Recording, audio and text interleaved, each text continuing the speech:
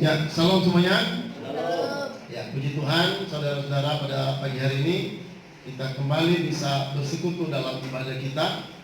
Dan saat ini juga kita akan belajar firman Allah. Ya. Nah, saudara, tema firman Allah yang kita akan dengarkan pada saat ini yaitu berbicara mengenai Roh Kudus mendiami setiap orang percaya. Ya, Roh Kudus mendiami setiap orang percaya. Nah, saudara, ini sebenarnya berhubungan dengan momen saat ini, ya saudara, setelah Yesus naik ke sorga dan Roh Kudus akan dicurahkan, ya. Jadi ini momen-momen di mana kita memperingati bahwa Roh Kudus dicurahkan. Hanya ingat bahwa Roh Kudus itu dicurahkan bukan sekarang. Roh Kudus sudah dicurahkan 2000 tahun yang lalu, 40 hari setelah Yesus berada di sorga, lalu dia mencurahkan Roh Kudusnya. Nah, ini perlu dipahami. Karena banyak orang-orang yang salah pandang, cara pandang yang salah terhadap tentang Roh Kudus. Mereka berpikir bahwa setiap peringatan hari Pentakosta, lalu mereka menanti-nantikan kedatangan Roh Kudus. Itu sebuah kesalahan besar. Ya, Roh Kudus, saudara, hanya sekali dicurahkan selamanya. Bukan berarti setiap hari Pentakosta kita akan mengalami pencurahan-pencurahan Roh Kudus. Ya, saudara, pencurahan Roh Kudus ini itu terjadi sekali. Itu terjadi ketika hari ke-50 atau hari ke-40 setelah Yesus ada di sorga, atau hari ke-50 setelah Yesus bangkit. Ya. Jadi sama seperti Yesus dipaku di kayu salib, disalibkan, itu sekali. Ya. Terus dia naik ke sorga, baru habis itu juga Roh Kudus dicurahkan, itu juga sekali. Jadi bukan berulang-ulang Roh Kudus dicurahkan. Ya, nah saudara, ini perlu kita pahami karena ini satu hal yang sangat penting. Karena Roh Kudus itu sebagai pribadi yang menyertai kita. Setelah Yesus naik ke surga, saudara, dia menjanjikan, aku akan mengirim penghibur kepada kamu. Nah ini, saudara, di sini banyak salah paham. Dan kalau di sini salah, maka saudara, kita nggak punya pendirian yang kuat. Kita nggak punya keyakinan yang kuat tentang, saudara, penyertaan Tuhan dalam diri kita. Banyak orang ragu, ya banyak orang Kristen ragu karena dia merasa dia tidak disertai Tuhan. Atau ada orang Kristen yang merasa disertai Tuhan saat-saat keadaannya baik, saat-saat diberkati, saat-saat disembuhkan. Ya, lalu orang itu berpikir Allah menyertai dia. Nah, itu sebuah kesalahpahaman. Kenapa? Karena tidak memahami kedudukan Roh Kudus dalam diri kita. Saudara, kalau kita tidak memahami kedudukan Roh Kudus, kita akan menjadi Kristen yang loyo. Kita takut menghadapi tantangan. Kenapa? Karena kita ragu penyertaan Roh Kudus dalam diri kita. Kita merasa orang-orang tertentu yang dikuasai Roh Kudus, orang-orang tertentu yang disertai Roh Kudus. Padahal saudara, sebenarnya juga sama. Kita juga setiap orang percaya memiliki penyertaan Roh Kudus. Bahkan Roh Kudus bukan hanya menyertai kita, bahkan dia tinggal di dalam diri kita. Makanya pandangan ini atau paham ini harus kita pahami dengan baik. Kalau tidak, saudara, kita akan bisa mengalami kelemahan dalam mengikut Tuhan. Karena sebenarnya yang membuat kita mampu mengikut Tuhan Yesus adalah Roh Kudus. Dia yang menerapkan karya Roh Kudus di dalam diri kita. Dia yang menyertai kita sehingga seluruh berkat anugerah itu bisa kita nikmati. Ya. Nah, makanya kita perlu memahami ini. Yesus berjanji bahwa dia akan mencurahkan Roh Kudus. Kalau dia sudah naik di sorga, kalau dia sudah dimuliakan, maka dia akan memberikan Roh Kudus pada kita. Nah, Yesus 2000 tahun lalu dia sudah dimuliakan. Dia sudah dimuliakan bukan berarti kita nyanyi-nyanyi memuliakan dia, bukan. Dimuliakan di situ artinya dia sudah berada di sorga. Itu namanya dimuliakan. Dia sudah tinggal di sorga. Ya. Nah, saudara, dia tinggal di sorga, lalu janji untuk pemberian Roh Kudus pada kita itu digenapi 40 hari setelah dia duduk di sorga, setelah dia berada di sorga, lalu dia memberikan Roh Kudus kepada kita. Ya. Nah, saudara, kita tidak membahas tentang banyak hal pada kesempatan ini, tapi kita hanya ingin membahas bahwa Roh Kudus itu mendiami kita. Setiap orang percaya. Ini harus dipahami. Saudara, terlepas dari Anda hari ini Ya, Anda penuh sukacita hari ini. Ya. Atau mungkin hari ini Anda mengalami banyak tekanan, banyak kesulitan. Saudara, tetap Roh Kudus ada pada kita. Jadi Roh Kudus itu nggak akan berubah-berubah ketika suasana hati kita baik, lalu kita dikuasai Roh Kudus. Ketika suasana hati kita nggak baik, lalu kita merasa Roh Kudus meninggalkan kita. Itu salah besar. Ya, itu salah besar. Itu membuat kita menjadi orang Kristen yang tidak berani untuk menghadapi setiap masalah hidup kita. Ya, dan kita juga menilai Allah seakan-akan dia menyertai kita saat-saat tertentu, dan juga dia meninggalkan kita saat-saat tertentu. Itu salah besar. Jadi saudara, sekali Roh Kudus masuk dalam diri kita, selamanya dia akan menyertai kita. Ya, saya bersyukur karena ketika saya bertobat, saya benar-benar memegang paham ini, saudara. Ya, saya nggak mau tahu banyak orang kalau misalnya dia merasa Roh Kudus menyertai dia kalau misalnya dia sudah mengalami kesembuhan, dia sudah mengalami mukjizat-mukjizat, lalu dia merasa bahwa Roh Kudus menyertai dia. Saudara, Anda mengalami apapun dalam Tuhan, Anda tidak mengalami apapun atau mengalami apapun, ya, itu tidak menjadi standar bahwa Roh Kudus ada pada kita. Standar adanya Roh Kudus dalam diri kita itu adalah apa kata firman Allah, apa kata Alkitab. Nah, itu yang kita percaya. Kita nggak boleh pusing dengan apa kata orang. Ya, ada syarat-syarat kadang orang untuk menerima Roh Kudus itu nggak perlu banyak syarat. Syarat menerima Roh Kudus hanya satu, percaya pada Yesus. Amin. Nggak ada syarat-syarat lain. Bukan karena kita pendeta lalu kita merasa orang itu diurapi, kita enggak. Itu salah besar. Ya, saudara, jadi mari kita pahami bahwa setiap kita yang percaya itu punya Roh Kudus. Nah, mari kita buka Alkitab kita dalam 1 Korintus pasal 6. Ya, tolong nanti Pak Heri baca.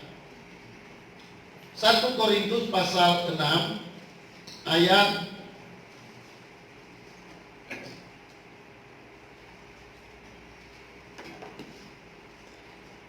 ayat 19. Tolong dibaca. 1 Korintus pasal 6 ayat 19, firman Tuhan. Atau tidak tahukah kamu bahwa tubuhmu adalah bait Roh Kudus yang diam di dalam kamu, Roh Kudus yang kamu peroleh dari Allah, dan bahwa kamu bukan milik kamu sendiri. Ya. Jadi tidak tahukah kamu, ini ketegasan.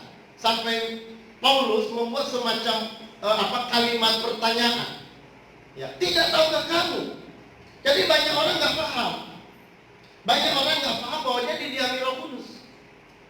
Orang yang didiami Roh Kudus, menurut mereka hanya orang-orang yang tertentu yang mengalami mukjizat, yang bisa nyembuhin orang sakit, yang bisa mengusir setan, yang bisa berbahasa roh dan sebagainya. Ada banyak hal-hal yang mendasar di mereka untuk merasa bahwa Roh Kudus mendiami mereka. Itu tidak, saudara. Masa mengatakan seseorang didiami oleh Roh Kudus, salahnya satu, yaitu percaya pada Yesus. Itu aja. Nggak perlu terpengaruh dengan macam-macam ajaran. Tidak ada ajaran-ajaran tertentu, saudara, di dalam Alkitab. Bagaimana seseorang bisa menerima Roh Kudus? Saudara, hanya satu kuncinya, percaya. Di dalam Yohanes berapa itu? Dikatakan Yohanes 4 dikatakan bahwa barang siapa haus, ya, dan lapar, baiklah ia datang kepadaku, dan di dalam dirinya akan mengalir aliran-aliran Roh Kudus. Ya, aliran-aliran air hidup yang dimaksud adalah Roh Kudus. Jadi saudara, barang siapa percaya, barang siapa haus, barang siapa lapar, itulah yang akan menerima aliran-aliran Roh Kudus di dalam hatinya. Ini harus tegas. Ini benar-benar harus Anda tegas bahwa Roh Kudus itu mendiami setiap kita orang percaya. Kalau engkau dinamakan sebagai orang percaya, Anda harus yakin bahwa Anda punya Roh Kudus. Ya. Jangan pernah berpikir bahwa Roh Kudus itu hanya mendiami orang-orang tertentu. Tidak ada, itu salah besar. Itu merugikan Anda, itu merugikan gereja. Ya, kalau Roh Kudus hanya diterima oleh orang-orang tertentu, yang misalnya ya dewasa rohani, yang bisa jadi penatua atau jadi pendeta, itu salah besar. Ya, jadi saudara, dikatakan tadi tidak tahukah kamu bahwa tubuhmu itu adalah bait Allah. Ya, artinya kita ini rumahnya Tuhan. Allah itu bukan hanya sekedar tinggal di sorga, tapi sebenarnya Allah mau itu tinggal dalam diri kita. Kitalah gereja, kitalah tempatnya Allah. Kalau orang memahami ini, saya percaya dia akan menjadi Kristen yang kuat. Dia akan menjadi orang Kristen yang kuat dimanapun dia berada. Dia akan mampu mengatasi segala masalah hidup. Kenapa? Karena ada roh Allah. Ada banyak orang-orang yang bilang aku nggak mampu mengikut Tuhan. Saudara, kenapa Roh Kudus dikasih kepada kita? Supaya kita dimampukan untuk bisa mengiring Tuhan. Jadi Tuhan setelah berkarya di kayu salib, dia menebus dosa kita lalu dia bangkit. Saudara, dia seterusnya dia akan menyertai kita selama-lamanya, tetapi melalui pribadi yang ketiga dari Tritunggal, yaitu Roh Kudus. Ya. Karena Allah nggak menyertai kita lagi secara fisik. Karena fisiknya, tubuh kemuliaannya sudah dibawa ke sorga. Makanya dikatakan lebih baik aku pergi ke sorga supaya Roh Kudus dicurahkan kepadamu. Karena kalau dia tinggal di sorga, dia nggak bisa menjamin kita. Kalau dia tinggal di bumi, dia nggak bisa menjamin. Karena kan dia dalam satu keadaan yang sudah memiliki tubuh fisik. Tubuh fisik kemuliaan. Makanya dia naik ke sorga. Dia di sorga menjadi penguasa, baik di bumi maupun di sorga. Lalu saudara, dia memberikan Roh Kudus kepada kita untuk menyertai kita, sehingga seluruh karya Kristus itu diterapkan, diaplikasikan oleh Roh Kudus di dalam diri kita. Makanya orang Kristen yang tidak memahami Roh Kudus ini akan menjadi orang Kristen yang ragu-ragu sepanjang hidupnya. Ya, bahkan orang-orang seperti itu tidak merasa diselamatkan. Ya, orang-orang yang tidak memahami Roh Kudus mendiami dirinya, saya percaya orang itu akan meragukan keselamatannya. Ya, padahal Firman berkata bahwa Roh Kudus telah mematerikan kamu. Amin. Artinya Roh Kudus itu menjadi materai. Terus dikatakan dan menjadi jaminan bagi kita sampai kita memperoleh ya penebusan yang sempurna. Jadi Roh Kudus itu saudara, itu dia membawa kita kepada kepenuhan penebusan, kepada kesempurnaan karya Allah itu. Jadi kita tidak sendirian dalam pengiringan kita dengan Tuhan. Dalam kita mengiring Tuhan, Allah Roh Kudus akan menyertai kita. Maka dikatakan dia tidak tahu ke kamu bahwa kamu adalah bait Allah. Jadi saudara, kesalahpahaman di dalam pengajaran, karena banyak sekali orang yang memiliki syarat-syarat ya bagaimana seseorang dipenuhi Roh Kudus. Ya syaratnya harus begini, syaratnya harus begini, syaratnya harus begini. Tidak ada saudara syarat-syarat begitu. Di dalam Alkitab hanya satu, percaya pada Yesus, itu dapat diterima Roh Kudus.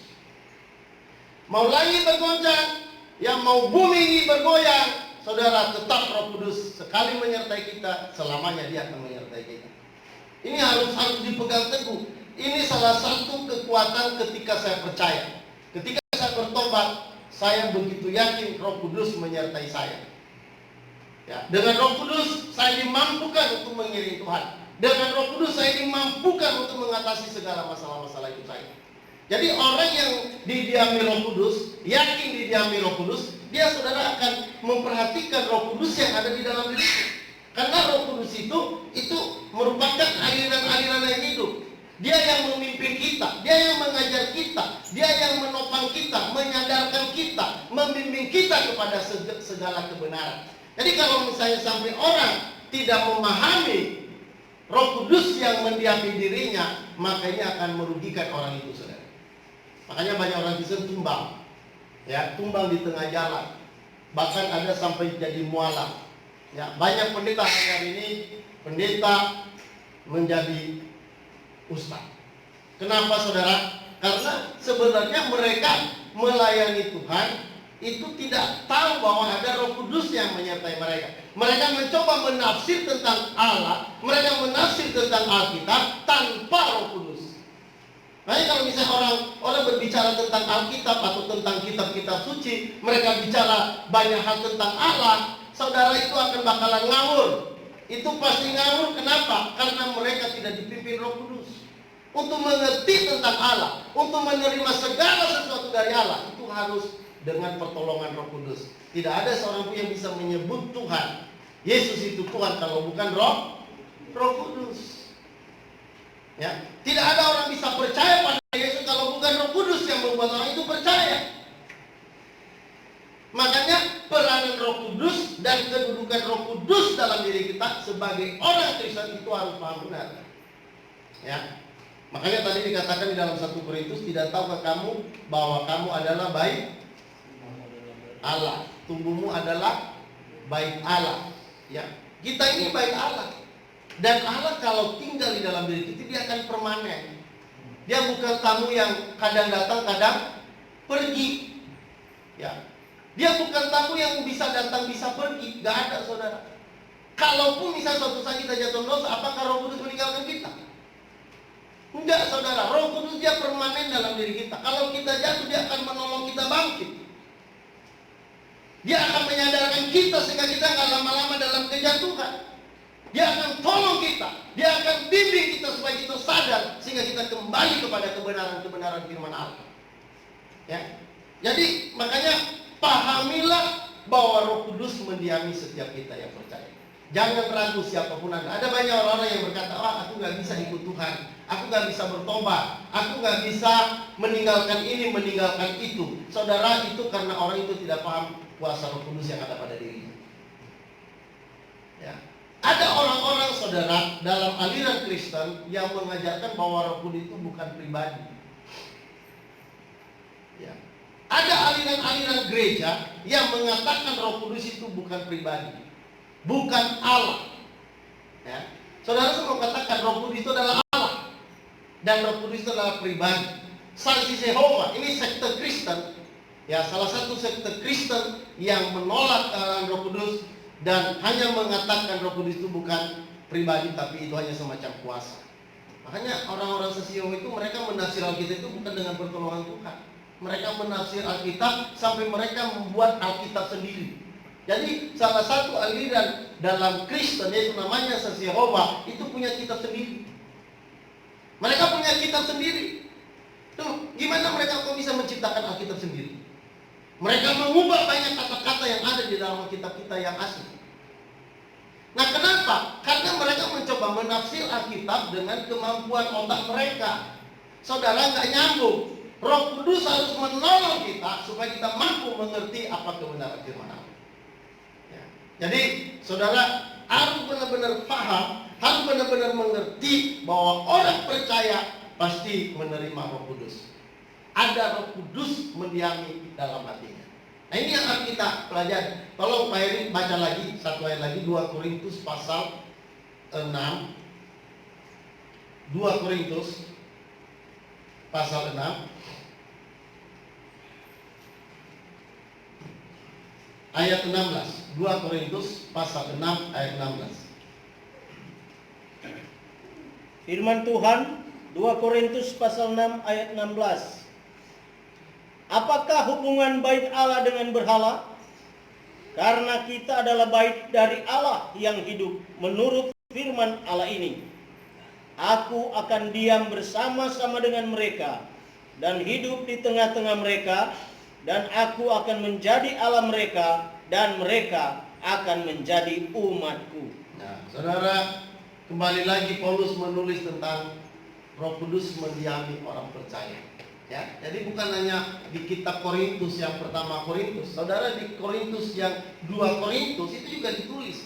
Nanti Anda baca lagi di ayat-ayat lain kan di Efesus bahwa Roh Kudus mematerialkan kita dan Roh Kudus diberikan pada kita sebagai jaminan sampai kita memperoleh seluruh penebusan Kristus itu. Ya, jadi saudara, Roh Kudus ini sangat penting kita pahami. Ya, sampai Paulus berulang-ulang mengajarkan kepada kita melalui Alkitab, melalui tulisan-tulisan Alkitab, bahwa Roh Kudus itu mendiami orang percaya. Ya. Nah, saudara, pengajaran gereja hari ini tidak menekankan ini salah satunya, tidak menekankan poin bahwa Roh Kudus itu menyertai kita, sehingga orang Kristen tidak menyadari bagaimana keberadaan Roh Kudus. Ya, jadi Roh Kudus menolong diabaikan saja begitu. Roh Kudus membimbing diabaikan aja bimbingan-bimbingan Roh Kudus itu. Nah, kalau orang memahami itu, saudara, dia pasti akan menjadi orang Kristen yang kuat. Nah, dikatakan di kalimat apa saudara? Di kalimat B, ya, ayat 16 tadi dikatakan, aku akan diam bersama-sama dengan mereka dan hidup di tengah-tengah mereka, dan aku akan menjadi Allah mereka dan mereka akan menjadi umat. Saudara, dikatakan aku akan diam bersama-sama mereka dan hidup di tengah-tengah mereka. Ya, 2 Korintus pasal 6 ayat 16. Ini dihafal ayat ini. Ya, supaya jangan ragu-ragu, karena ini ayat ini dasar bagaimana kita hidup yang sebenarnya. Kalau kita tidak tahu ayat ini, saudara, nanti orang bilang begini, orang bilang begini, orang bilang begini, kita jadi ikut-ikutan.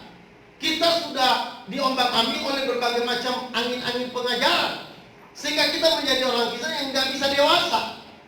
Saudara, pastikan dulu di dalam dirimu engkau disertai oleh Tuhan, yaitu lewat Roh Kudus yang menyertai kita, yang tinggal di dalam diri kita. Siapapun saudara, ya, itu tidak tergantung apakah Anda percaya, apakah Anda seorang pendeta atau bukan, apa Anda sudah pernah sembuh atau tidak, itu nggak peduli saudara.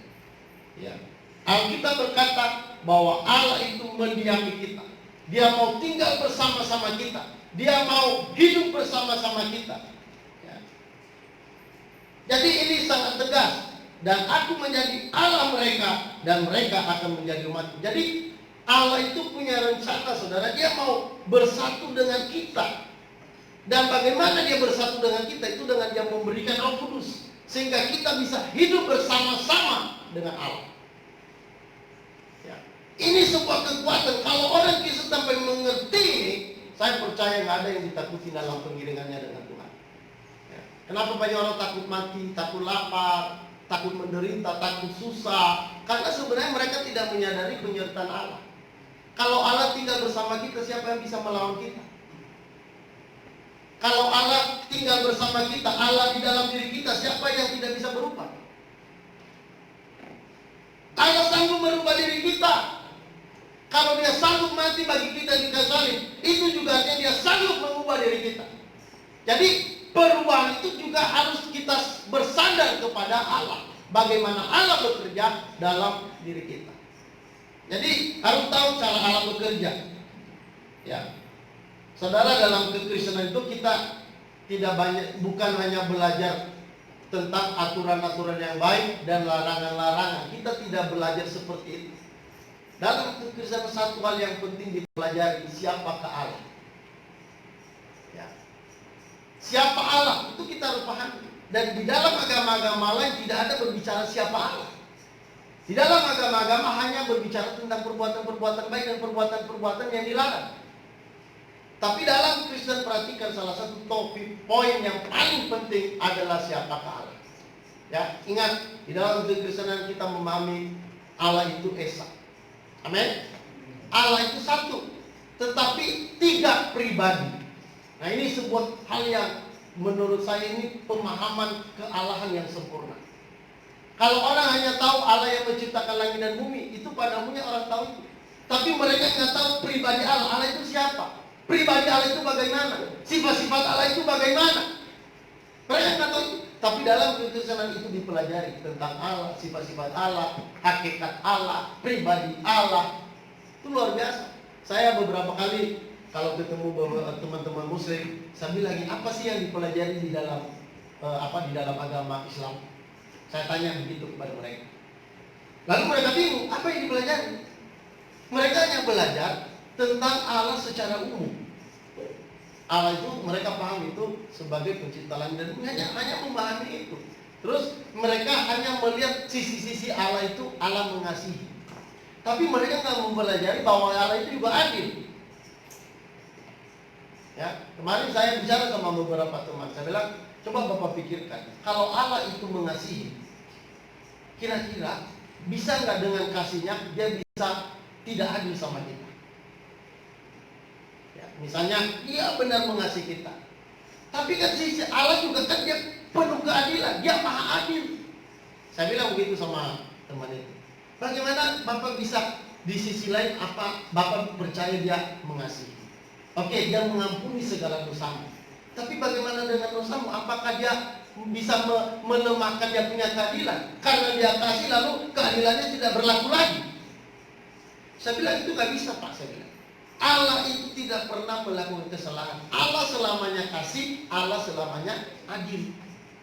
Nah disinilah, maka nanti saudara perhatikan, disinilah kita bisa masuk bahwa Yesus yang bisa melakukan itu. Di dalam kematian Yesus, kasih itu dinyatakan dan keadilan itu juga dinyatakan. Makanya hanya ada itu di dalam kekristenan. Halo, amin? Amin. Jadi hanya kita temukan dalam kekristenan. Macam yang tadi kita di dalam Kristen itu belajar siapa Allah. Kita hanya bicara Allah secara umum, tapi kita bicara tentang Allah secara khusus. Itu yang di dalam kekristenan disebut pewahyuan khusus. Ya, jadi kita hanya sekedar belajar. Kita harus menyelidiki sampai ke akar-akarnya Allah itu siapa. Belum lagi nanti bicara dosa. Dosa itu apa? Orang tahu kan dosa itu ya apa, pelanggaran-pelanggaran. Mereka tidak tahu hakikat dosa. Ya, kita ini ada di dalam Adam. Adam yang buat dosa, tapi kita semua jadi ikut berdosa. Nah ini kan pemahaman yang berbeda dengan pemahaman agama-agama lain. Jadi semua itu dikupas secara mendalam, secara jelas, secara detil. Makanya bersyukur kalau kita boleh ada di dalam kekristenan ini. Halo, amin? Amin. Amin. Ya, nah saudara perhatikan bahwa Allah itu mendiami setiap orang percaya. Nah ini harus diperhatikan benar-benar. Ya, nah yang kedua saudara, bahwa Roh Kudus itu tetap tinggal, ya, mengurapi kita dan mengajari kita. Ini yang kedua. Jadi dia tinggal dalam diri kita secara tetap. Lalu yang kedua, dia mengajar kita secara tetap. Makanya perhatikan pengajaran Roh Kudus. Ya, bukan apa, kita nggak berkajian pada penglihatan. Roh Kudus mengajar kita dan dia mengajar Alkitab kepada kita. Halo, amin? Amin. Alkitab itu akan diterangkan oleh Roh Kudus. Nah, coba kita baca dalam 1 Yohanes pasal 2 ayat 28.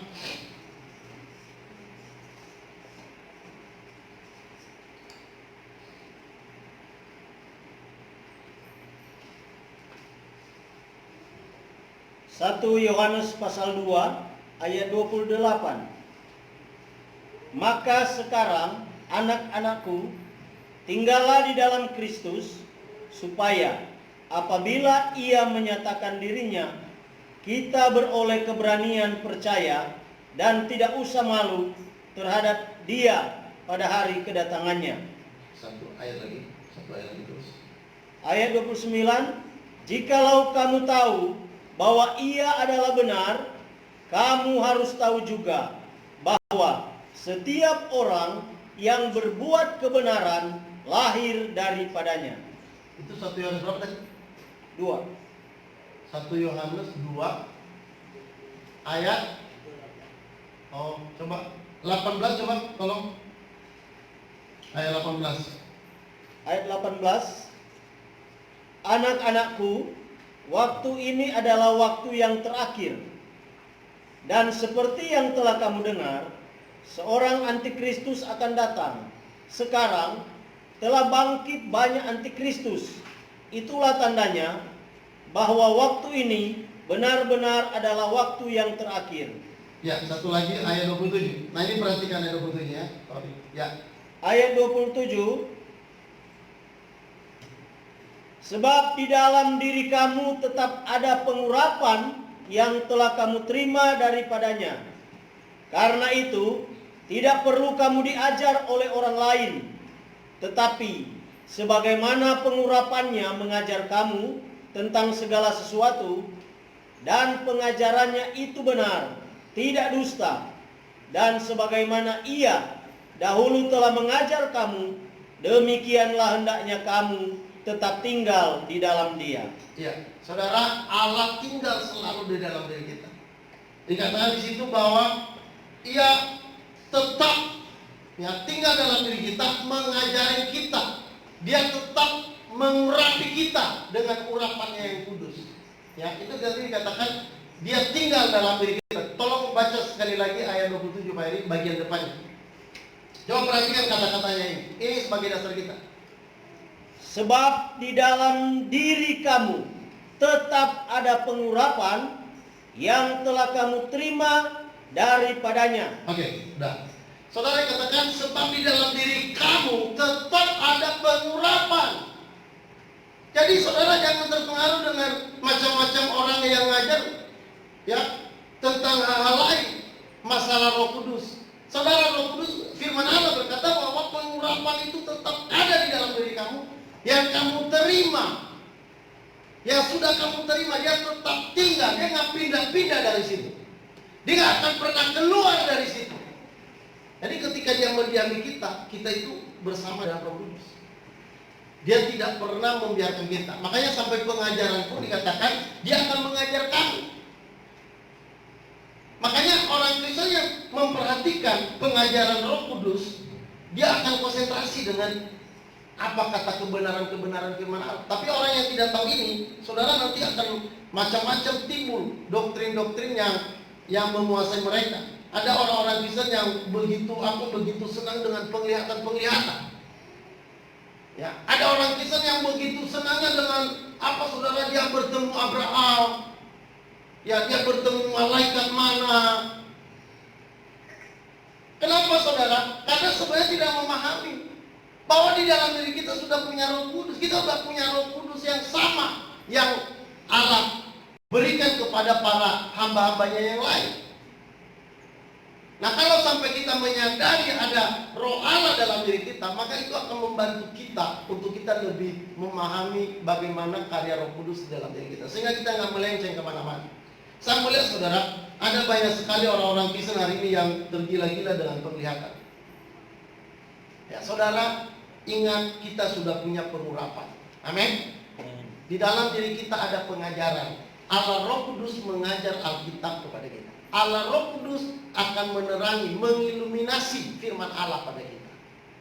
Setiap ada punya hak untuk belajar Alkitab dan punya hak untuk menerima pengajaran dari Roh Kudus. Tapi ingat, pengajaran Roh Kudus tidak pernah bertentangan dengan Alkitab. Nah, saya mau tekankan hari ini, jangan berkancang kepada penglihatan-penglihatan. Ada kadang-kadang, saudara, banyak orang Kristen hari ini, mereka lebih senang dengan pendeta-pendeta dari luar negeri yang bisa bernubuat ya tentang bangsa ini. Wah, kalau mereka bertemu dengan para nabi dari luar negeri, saudara, mereka menganggap nabi-nabi yang ada di dalam Indonesia sudah tidak berlaku lagi. Mereka begitu salut dengan nabi-nabi dari luar negeri. Ya, mereka begitu salut dengan seperti misalnya siapa itu yang suka buat mujizat itu, siapa namanya? Benny Hinn.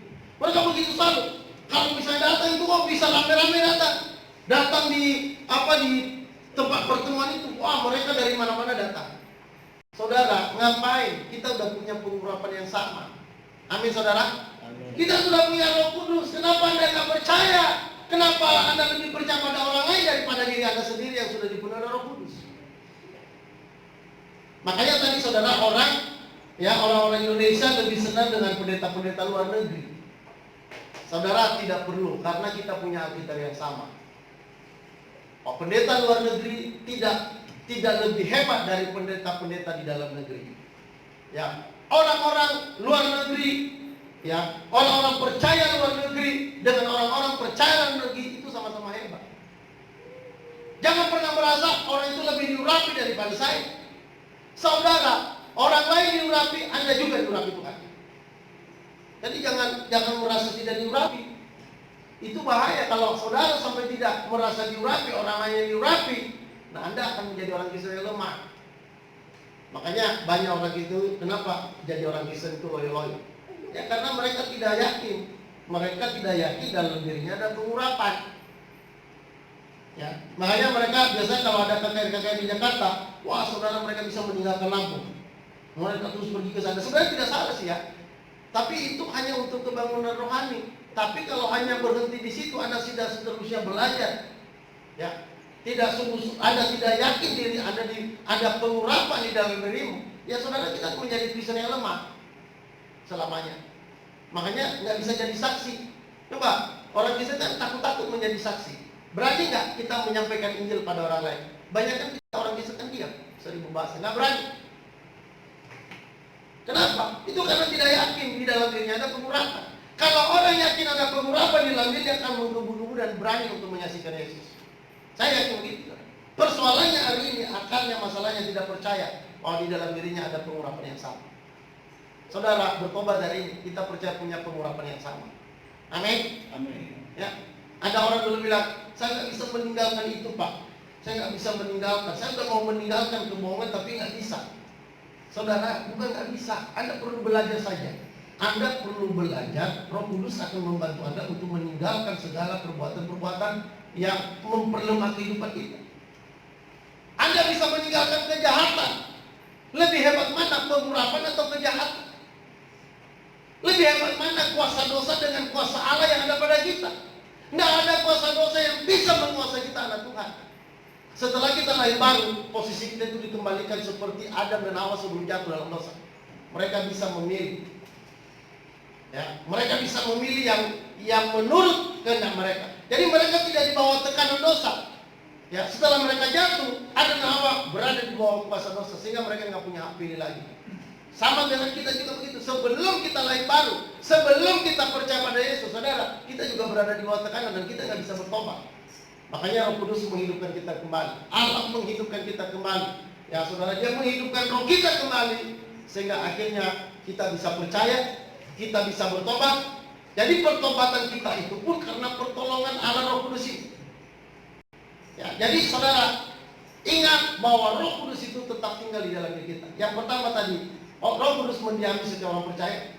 Yang kedua, Roh Kudus itu tetap tinggal di dalam diri kita. Ada amin saudara? Ya, oke saudara, kita baca satu ayat sebagai dasar di kitab Perjanjian Lama bahwa Roh Kudus itu adalah sebuah perjanjian. Ya, Yeskiel pasal 36.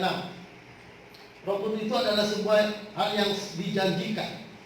Ya, di dalam kitab Perjanjian Lama. Artinya kita punya dasar Perjanjian Lama. Ya, nanti di Perjanjian Baru itu penggenapannya. Ketika Yesus mencurahkan Roh Kudusnya, itu saudara penggenapan. Tapi sebelum penggenapan itu ada janji lebih dulu. Ada nubuatan tentang kedatangan Roh Kudus atau pemberian Roh Allah kepada setiap kita. Kalau baca Yeskiel pasal 36. Sorry, bukan Yeskiel 36. Kita baca, oh ya boleh. Yeskiel 36, ayat 27. Yeskiel 36 ayat 27. Yeskiel pasal 36 ayat 27, firman Tuhan, Rohku akan kuberikan diam di dalam batinmu, dan aku akan membuat kamu hidup menurut segala ketetapanku, dan tetap berpegang pada peraturan-peraturanku dan melakukannya. Ya, coba perhatikan kata-kata ini. Kalau Pak Heri ulang kalimat pertamanya, coba perhatikan ya. Rohku akan kuberikan diam di dalam batinmu. Oke, sudah. Rohku akan kuberikan diam di dalam Batinmu. ya. Saudara, kalau orang sampai menyadari ini, perhatikan baik-baik ya. Kalau sampai orang Kristen, orang percaya menyadari ini, saya percaya dia akan menjadi Kristen sejati. Ya, saudara, tapi kalau orang tidak tahu ini, saya juga yakin dia tidak akan bisa menjadi Kristen sejati. Kalau dia tahu bahwa Roh Kudus diam di dalam dirinya. Saudara, sebelum pencurahan Roh Kudus, Allah sudah menjanjikan sekitar 700 tahun sebelumnya, ya, bahwa Tuhan sudah menubuatkan melalui Nabi Yeskiel bahwa Roh Kudus itu akan diberikan di dalam hati kita. Ini bukan main-main, saudara. Ini sebuah perencanaan dari Allah. Allah merencanakan, Allah menetapkan, Dia akan memberikan Roh-Nya di dalam diri kita. Ya, itu sebuah rencana yang bukan rencana dadakan, bukan rencana tiba-tiba. Ini rencana Allah sebelum dunia ini ada. Saudara, Dia akan menempatkan Roh-Nya di dalam diri kita. Tapi karena manusia jatuh dosa, sehingga Roh itu saudara tidak bisa tinggal dalam diri kita. Ya, dan setelah kita percaya pada Yesus, Roh kita dihidupkan kembali. Itu yang disebut lahir baru. Halo, amin? Amin. Jadi saudara, Allah sudah memberikan perjanjian bahwa Allah memberikan Roh Kudus diam di dalam hati kita. 700 tahun sebelum Yesus datang, sebelum Roh Kudus dicurahkan. Ya. Jadi ini bukan sebuah rencana dadakan, dan kita harus memahami rencana Allah ini. Kalau kita tidak memahami rencana ini, itu saya bilang tadi, kita akan menjadi orang Kristen yang loyo, ya, atau menjadi orang Kristen yang sontoloyo, ya, letoi. Tahu letoi? Letoi itu lemah. Banyak orang Kristen itu nggak bisa buat apa-apa di mana-mana. Saudara, kita bersyukur karena Alkitab menegaskan pada kita bahwa kita akan menerima Roh Kudus. Jadi ada janji bahwa Roh Kudus akan mendiami diri kita. Itu yang ketiga. Yang pertama tadi bahwa setiap orang percaya didiami oleh Roh Kudus. Yang kedua, tetap Roh Kudus itu pengurapannya tetap di dalam diri kita. Dan yang ketiga, saudara, Roh Kudus itu telah dijanjikan sebelumnya. Sebelum digenapi, sudah dijanjikan di dalam kitab Perjanjian Lama. Jadi ini bukan rencana dadakan. Ini bukan rencana main-main. Ini adalah rencana Allah sebelum dunia dijadikan. Jadi dia mau tinggal di dalam diri kita. Halo, amin? Amin? Amin. Oke, saudara, yang keempat, ya, yang keempat dan yang terakhir ini ya. Saudara, coba perhatikan peran Roh Kudus di dalam diri kita. Peranan Roh Kudus dalam diri kita. Nah, saudara, mari kita lihat di dalam Roma 8 ayat 11. Ya, pertama saudara, Roh Kudus itu berperan menghidupkan kita. Oke, tolong Pak Heri baca Roma 8 ayat 11. Roma 8 ayat 11, firman Tuhan. Dan jika roh Dia yang telah membangkitkan Yesus dari antara orang mati diam di dalam kamu, maka Ia yang telah membangkitkan Kristus Yesus dari antara orang mati akan menghidupkan juga tubuhmu yang fana itu oleh rohnya yang diam di dalam kamu. Ya, saudara, roh yang membangkitkan Yesus itu juga roh yang diam di dalam diri kita, yang memberikan kehidupan bagi kita. Dia juga menghidupkan kita, dikatakan. Jadi Roh Kudus itu menghidupkan kerohanian kita, menghidupkan semangat kita dalam mengasihi Tuhan. Makanya kalau orang, saya bilang tadi, tidak memahami peranan Roh Kudus ini, tidak memahami Roh Kudus dia di dalam dirinya, itu menurut saya itu akan menjadi orang yang kehilangan kuasa Allah dalam dirinya. Orang itu nggak akan bisa kuat menghadapi tantangan-tantangan, tidak bisa kuat menghadapi dosa, tidak bisa kuat menghadapi masalah-masalah. Pasti orang seperti itu akan gampang stres. Ya, kenapa banyak orang stres? Karena tidak memahami ada kuasa, ada pribadi Roh Kudus yang menghidupkan kita setiap hari. Roh Kudus itu menghidupkan, saudara. Itu peran Roh Kudus. Ya, yang pertama menghidupkan. Ya, dia menghidupkan dan termasuk menghidupkan rohani kita yang dulu rohani kita mati. Dia hidupkan sehingga kita bisa percaya dan kita bisa bertobat pada Allah. Jadi dia menghidupkan kita. Kamu dahulu mati karena pelanggaran dan dosa mati, tapi Roh Kudus menghidupkan kita kembali. Ya. Nah, oke, lanjut saudara, peran Roh Kudus yang kedua yaitu dia memimpin. Yohanes 6. Yohanes 16 ayat 13. Tolong Pak Eri, Yohanes 16 ayat 13.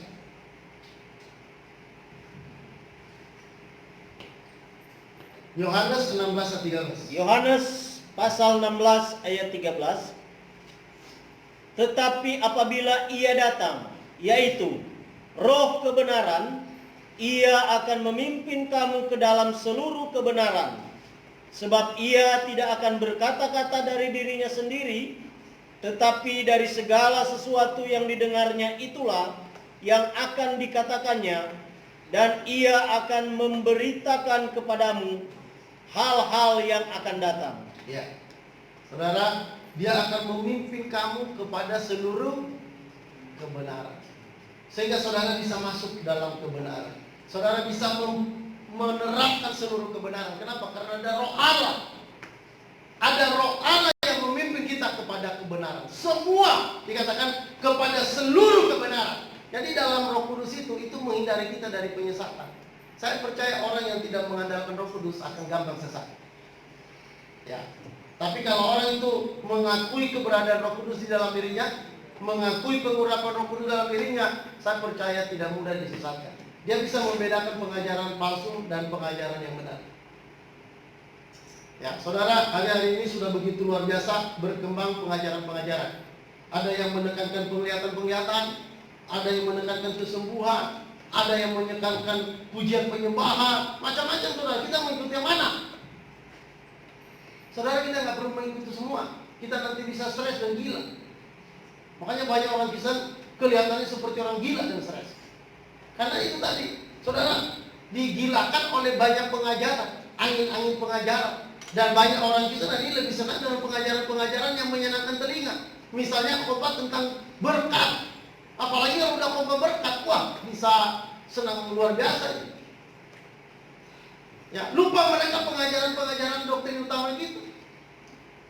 Jadi banyak orang Kristen lebih senang dengan khotbah-khotbah yang bagaimana mengalami terobosan berkat, terobosan ekonomi di masa-masa kekurangan. Nah, itu banyak orang senang dengan khotbah begitu. Nah, saudara, kita harus belajar kebenaran yang sejati. Doktrin-doktrin utama itu harus kita pahami. Halo, amin? Amin. Ya, hari ini banyak orang sudah tidak lagi mengajarkan doktrin, tapi lebih banyak mengajarkan kesaksian-kesaksian, terutama berkat-berkat. Oh, saudara-saudara, aku diberkati Tuhan. Tiba-tiba saya dapat telepon dari Jakarta. Dia bilang, tolong kirim nomor rekening pada saya. Terus habis itu saudara, ada lagi dari Palembang. Lalu saya ditelepon lagi saudara, dari Jepang, dari mana-mana. Saudara, apa coba berkat apa di situ? Saudara, kita bukan gila berkat. Amin. Ya, Yesus itu sudah melebihi dari segala berkat. Ya, kalau kita sudah menerima Yesus, segalanya kita sudah punya. Dalam penderitaan pun kita masih bisa kuat. Kenapa? Karena Kristus itu dalam segalanya, bukan hanya kita dalam keadaan baik, dalam keadaan susah pun juga dia segalanya buat kita. Jadi nggak ada, makanya Paulus berkata, aku tahu apa itu kekurangan, aku tahu apa itu kelimpahan. Dalam segala hal tidak ada sesuatu yang tersembunyi bagiku. Yang buatan aku itu, bukan berkat. Tapi persoalannya hari ini, penekanan khotbah-khotbah adalah pada berkat. Sehingga orang tidak memahami pribadi Yesus. Orang tidak memahami pribadi Allah. Orang tidak memahami berkat-berkat karya dari anugerah daripada Tuhan Yesus. Ya, sampai orang hari ini tidak tahu bahwa dia sudah diselamatkan. Banyak orang Kristen sudah ditebus oleh Tuhan Yesus, artinya sudah diselamatkan, tapi banyak orang Kristen belum memahami bahwa dia sudah selamat. Itu bahaya itu. Kalau dia hanya tahu Yesus Tuhan penyelamat, tapi dia nggak tahu bahwa dirinya dalam Yesus tidak selamat, wah itu bahaya. Dia hanya menerima 50% dari karya Allah. Saudara, 100% itu sampai kita yakin bahwa kita diselamatkan dalam Yesus, itu baru 100% menerima karya anugerah Allah, anugerah keselamatan. Jadi jangan hanya percaya Yesus menebus kita, percaya juga bahwa benar-benar Anda sudah ditebus, artinya Anda diselamatkan. Ya, banyak orang kita hari ini belum memiliki kepastian keselamatannya, tapi anak Tuhan yang sejati pasti dia memiliki kepastian keselamatan. Firman Tuhan berkata, mereka tidak ada yang bisa merebut mereka dari tangan, dan mereka tidak akan bisa binasa. Ya. Mereka akan pasti selamat. Itu sebuah kepastian. Jadi Tuhan datang memberi kepastian, bukan hanya memberikan keraguan-keraguan, bukan memberikan keraguan-keraguan pada kita, tapi dia memberikan kepastian tentang hidup kita, tentang keselamatan kita. Ya, jadi sebenarnya kan tujuan daripada semua yang kita belajar ini adalah keselamatan. Ya, keselamatan. Jadi kalau orang sudah belajar Alkitab tapi dia tidak tahu keselamatan, nah itu berarti belum berhasil, belum mencapai tujuan yang sebenarnya. Saudara, tujuan pengajaran, tujuan iman adalah keselamatan. Tidak ada yang lain, saudara. Jadi kalau orang sampai belum tahu keselamatan, dia sudah belajar agama, dia sudah belajar tentang Yesus, tapi dia belum tahu selamat, nah itu masih jalan-jalan, saudara. Masih keliling-keliling, dia belum sampai pada titik tujuan. Belum sampai pada tujuan. Nah, saudara, mari ya, Roh Kudus akan menolong kita, memimpin kita pada kebenaran. Saya percaya Roh Kudus akan memimpin kita pada keselamatan. Ya, saya percaya Roh Kudus akan memimpin kita pada konsep keselamatan. Keselamatan kita itu pasti. Ya, itulah yang Roh Kudus akan lakukan dalam diri kita. Jadi kalau misalnya masih ada keraguan-keraguan, wah saudara itu bahaya. Oke saudara, yang terakhir, peranan Roh Kudus. Ini kita hanya membahas 3 peranan Roh Kudus. Pertama tadi menghidupkan, kedua memimpin, dan yang ketiga menghasilkan buah. Membuat kita menjadi orang yang bisa menghasilkan buah. Ya, Galatia 5:22.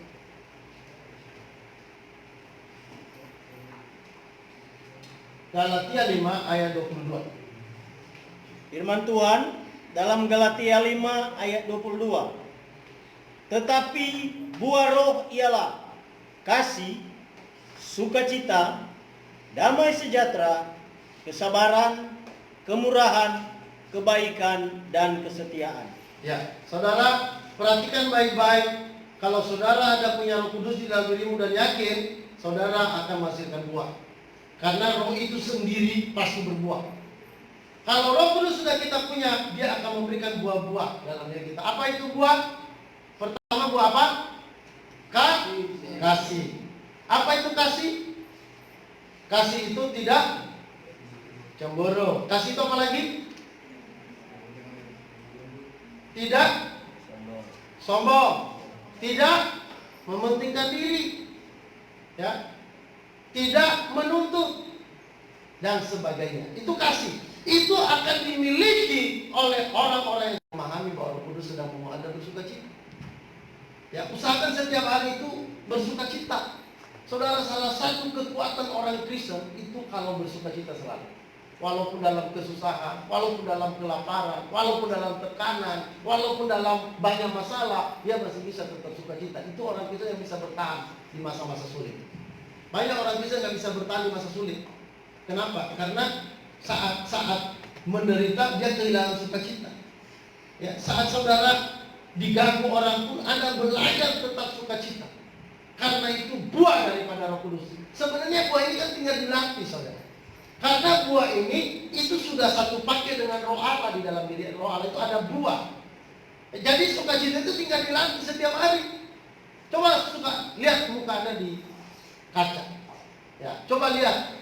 Ya, apakah Anda mudah senyum atau tidak? Ya.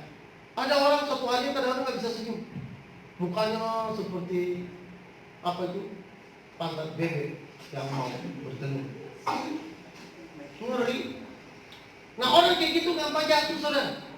Supaya Anda kuat harus belajar bersukacita setiap hari. Firman Tuhan berkata kekuatan perlindungan Allah adalah sukacita. Kekuatan sukacita itu adalah kekuatan Allah. Jangan sampai pernah kehilangan sukacita sekalipun Anda ditampar, sekalipun Anda dimaki, sekalipun Anda dilukai, tetaplah bersukacita. Jangan bersungguh-sungguh.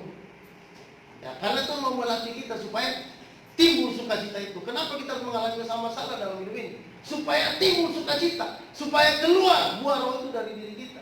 Makanya orang Kristen yang nggak pernah mengalami tekanan, dia nggak bisa menghasilkan buah-buah juga. Karena buah Roh itu akan dikeluarkan melalui masalah-masalah. Dia akan keluar dalam diri kita ketika kita ada dalam masalah, kita belajar di situ bersukacita. Wah, itu akan menjadi kekuatan yang hebat, saudara. Ya, jadi buah Roh itu pertama kasih. Kasih itu ya tidak pelit, itu namanya kasih. Amin, saudara. Tidak pelit. Ya, kalau ada sesuatu dia nggak makan sendiri, berbagi kepada orang lain. Itu kasih. Ya, kasih itu tidak pilih bulu, tidak memandang orang yang kaya lebih hebat, dan tidak memandang orang miskin lebih rendah. Sama semua di hadapan Tuhan. Menghargai orang kaya, menghargai orang miskin. Halo, amin. Menghargai orang tua, menghargai juga anak-anak. Dia nggak pandang bulu mengasihi. Oke, saudara. Kasih buah Roh itu kasih, sukacita, apalagi damai sejahtera. Ada ketenangan, ada damai. Walaupun di mana-mana corona masih tetap damai sejahtera. Ya, nggak kehilangan damai sejahtera. Ya. Oke, selanjutnya apa lagi? Buah Roh? Sabar terhadap siapapun, sabar terhadap orang, sabar memimpin, sabar menuntut orang pada Tuhan. Ya. Harus belajar bersabar. Terus apa lagi yang bersabar? Kemurahan, kebaikan, itu semua buah-buah Roh. Itu akan dikeluarkan oleh anak-anak Tuhan. Itu akan berhasil dalam diri anak Tuhan semua buah-buah Roh itu. Ya, makanya nanti dia peduli dengan orang lain. Dia nggak bisa tenang kalau ada orang lain menderita. Ya, ada orang itu senang kalau orang lain susah. Ada orang begitu. Tapi kalau anak Tuhan, dia nggak bisa senang, dia nggak bisa sukacita melihat ada orang susah. Dia akan peduli, dia akan perhatikan. Nah, gereja hari ini memperhatikan nggak orang susah? Gereja hari ini memperhatikan nggak orang lain? Ada banyak di luar sana yang putus sekolah. Ada banyak di daerah-daerah sana yang kehilangan pekerjaan, kehilangan sesuatu. Gereja sekarang buat apa? Ya, saudara, nggak ada kebaikan, nggak ada kemurahan. Saudara, anak Tuhan harus mengeluarkan buah-buah kasih, buah-buah kemurahan, buah-buah kebaikan. Terus apa lagi? Penguasaan diri, ya, ketekunan. Itu harus dimiliki oleh anak-anak Tuhan semua. Jadi saudara, Roh Allah tinggal dalam diri kita. Itu berfungsi untuk menghidupkan kita. Yang kedua untuk memimpin kita. Yang ketiga untuk menghasilkan buah-buah Roh kebenaran. Halo, amin. Ya, ingat tadi yang pertama, saudara, Ya, bahwa Roh Kudus itu mendiami orang percaya. Yang kedua, bahwa pengurapan itu tetap tinggal dalam diri kita. Dan yang ketiga apa tadi? Halo? Apa yang ketiga? Hah? Loh, nggak ada yang catat tadi. Apa yang ketiga? Ya, Roh Kudus itu merupakan sebuah janji. Roh Kudus merupakan sebuah janji dan itu pasti digenapi, saudara. Ya, jadi Roh Kudus itu yang kita nantikan bukan sebuah rencana dadakan Tuhan, bukan. Itu rencana Allah yang sudah dari sejak semula. Terus apa lagi?